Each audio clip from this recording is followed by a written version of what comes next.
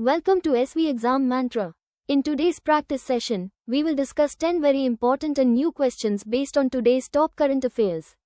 So let's get started without any delay. Here is question 1. Topic: Indian Polity and Constitution. Read this carefully. What constitutes a Gram Sabha in India?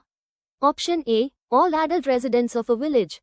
Option B: all persons whose names are included in the electoral rolls for the Gram Panchayat area. Option C: the elected members of the Gram Panchayat. Option D: the executive body formed by the Gram Panchayat. And the correct answer is option B: all persons whose names are included in the electoral rolls for the Gram Panchayat area. If your answer was correct, your preparation is excellent. If not, no worries, this fact is now permanently locked in your memory. A Gram Sabha consists of all registered voters residing within the area of a Gram Panchayat. Option A is incorrect because it specifies adult residents instead of registered voters. Important exam tip: the 73rd Constitutional Amendment Act of 1992 gave constitutional status to Panchayati Raj institutions, including the Gram Sabha. This amendment aimed at strengthening grassroots democracy by decentralizing power to local self-governments. Moving on to question 2. Focus on this important point about Indian polity and constitution. When was the Ministry of Cooperation established in India? Option A: July 2020. Option B: July 2021. Option C: July 2022. Option D: July 2019. The correct answer to this question is option B, that is July 2021. If your attempt was right, congratulations. If not, don't be disheartened, this is the best opportunity to learn and improve. The Ministry of Cooperation was established in July 2021 to provide a dedicated framework for the cooperative movement.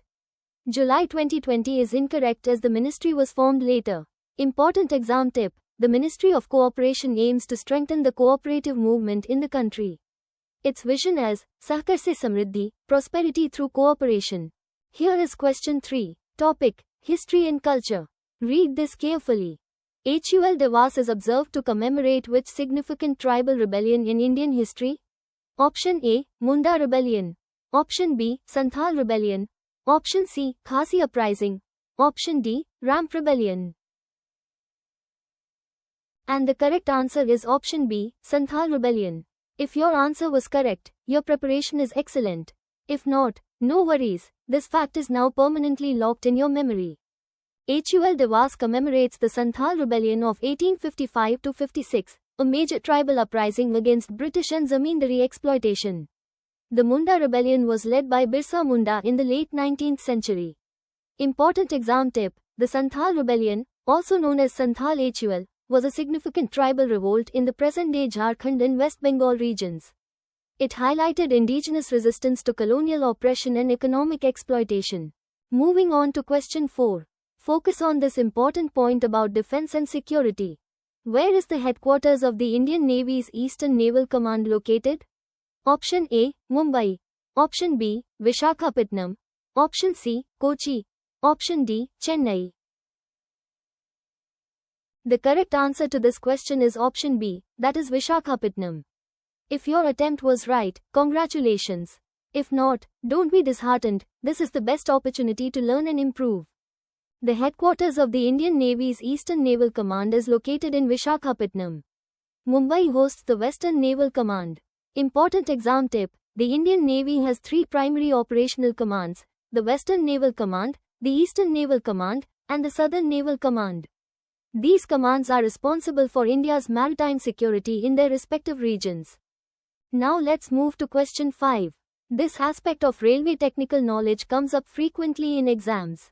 Which type of railway infrastructure project involves laying an additional track alongside an existing single line to enhance the capacity for train movements? Option A: Gauge Conversion Project. Option B: Doubling Project.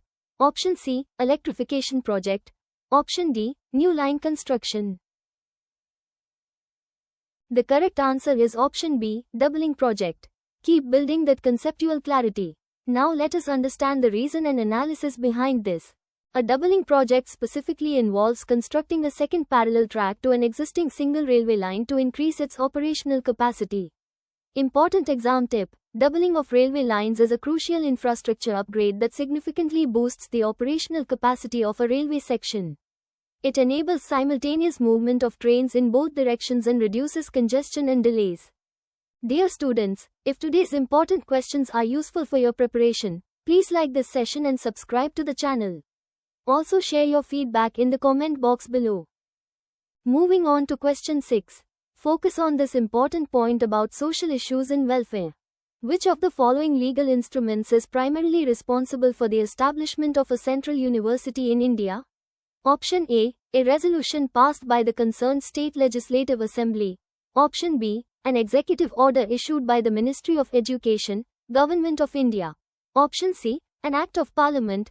Option D. A regulation issued by the University Grants Commission, UGC. The correct answer to this question is option C, that is an Act of Parliament. If your attempt was right, congratulations. If not, don't be disheartened, this is the best opportunity to learn and improve. Central universities in India are established by an Act of Parliament, which grants them statutory status and defines their scope and powers. State legislative assemblies establish state universities. Important exam tip: the President of India typically serves as the visitor of most central universities, holding powers related to appointments and oversight. Central tribal universities are specifically established to promote higher education and research, particularly for tribal communities, fostering their social and economic upliftment. Here is question 7. Topic: Science and Technology. Read this carefully. Who laid the foundation stone for a new hostel and inaugurated advanced R&D facilities at CSIR East Hyderabad?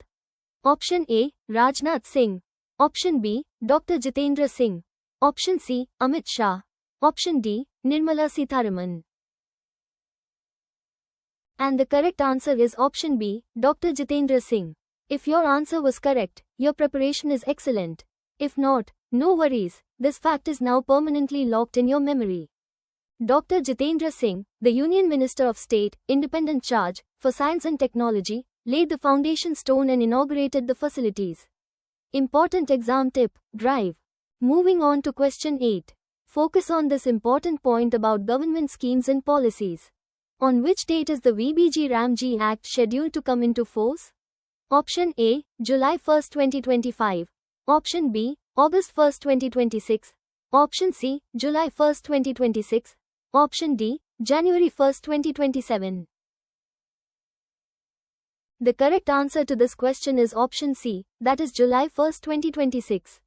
If your attempt was right, congratulations. If not, don't be disheartened, this is the best opportunity to learn and improve.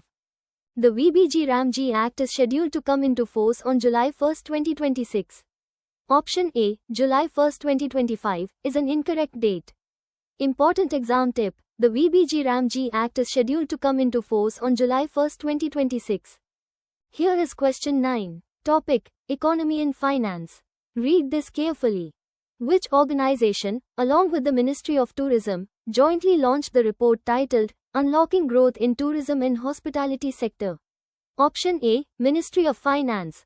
Option B, Niti Aayog. Option C, Reserve Bank of India. Option D, Ministry of Commerce and Industry. And the correct answer is option B, Niti Aayog. If your answer was correct, your preparation is excellent. If not, no worries, this fact is now permanently locked in your memory. Niti Aayog, in collaboration with the Ministry of Tourism, launched the report Unlocking Growth in Tourism and Hospitality Sector. Important exam tip: Niti Aayog stands for National Institution for Transforming India. It serves as the premier policy think tank of the Government of India, providing strategic and technical advice. Now let's move to question 10. This aspect of economy and finance comes up frequently in exams. What is the primary function of Niti Aayog in India? Option A, to regulate the banking sector of the country. Option B, to serve as the premier policy think tank of the Government of India. Option C, to manage the direct and indirect tax collection. Option D, to conduct national censuses and demographic surveys. The correct answer is option B, to serve as the premier policy think tank of the Government of India. Keep building that conceptual clarity. Now let us understand the reason and analysis behind this. Niti Aayog functions as the premier policy think tank providing strategic and technical advice to the Government of India. The Reserve Bank of India regulates the banking sector. Important exam tip: Niti Aayog replaced the Planning Commission in 2015. The Prime Minister of India serves as its ex officio chairperson. Before we move ahead, let's do a quick revision of all the important facts from today's session so they are firmly set in your mind. 1. What constitutes a Gram Sabha in India? Answer: all persons whose names are included in the electoral rolls for the Gram Panchayat area. 2. When was the Ministry of Cooperation established in India? Answer: July 2021. 3. HUL Divas is observed to commemorate which significant tribal rebellion in Indian history? Answer: Santhal Rebellion. 4. Where is the headquarters of the Indian Navy's Eastern Naval Command located? Answer: Vishakhapatnam. 5. Which type of railway infrastructure project involves laying an additional track alongside an existing single line to enhance the capacity for train movements? Answer: doubling project. Revision continues. Part 2 halves. Facts 6 to 10:6. Which of the following legal instruments is primarily responsible for the establishment of a central university in India? Answer: an Act of Parliament. 7. Who laid the foundation stone for a new hostel and inaugurated advanced R&D facilities at CSIR East Hyderabad? Answer: Dr. Jitendra Singh. 8. On which date is the VBG Ramji Act scheduled to come into force? Answer: July 1, 2026. 9.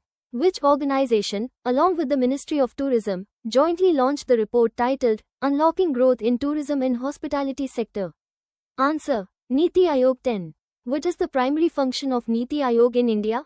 Answer: to serve as the premier policy think tank of the Government of India. Remember all these facts well, they will definitely help you in the exam. So students, what was your score today? Type weekly test in the comment box below to get our website's live test link and check your preparation. Join our Telegram channel for today's free PDF. See you again tomorrow. Keep studying.